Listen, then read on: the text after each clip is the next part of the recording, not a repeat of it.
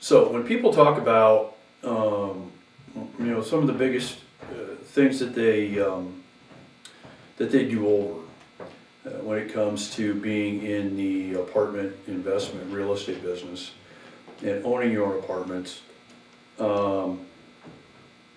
there is really only, I'd say maybe two or three top ones, biggies.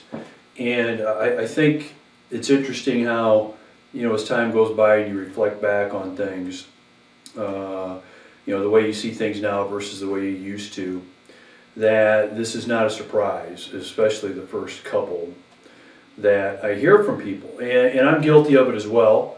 And I think most people are when it comes to, owning your own apartments.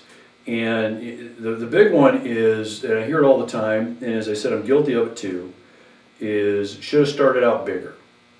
Okay, should have bit off more than I did when I started. So conventional wisdom is basically, hey, let's start with a duplex. Let's start with like a 4-unit, and we'll just build on up from there. And there's nothing really wrong with that. I mean, I'm not criticizing that logic, because I was the same way. I mean, the very first property I purchased was on a lease option, and it was a single-family home. Not surprisingly, one of the worst investments I ever made, but it was a single-family home. And then I went from there, and then I went into a duplex, and then I went into a fourplex, and then, it went from there. But, looking back on it, should have started with a 12-unit. Should have started with 24 units. Should have started with bigger. Because what you realize years later down the road is the foundation that you set for your success as an apartment investor and owner, that foundation is really responsible for speed and how quickly you can increase your holdings and increase your income and increase your net worth.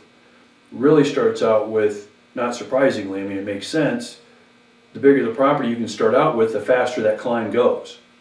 Okay, so the smaller the property you start out with, the smaller the climb goes.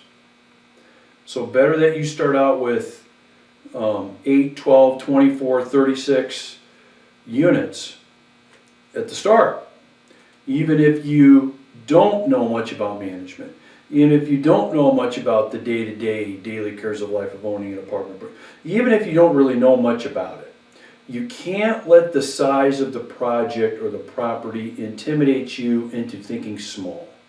And it's hard to do. I'm guilty of it. I definitely was guilty of it.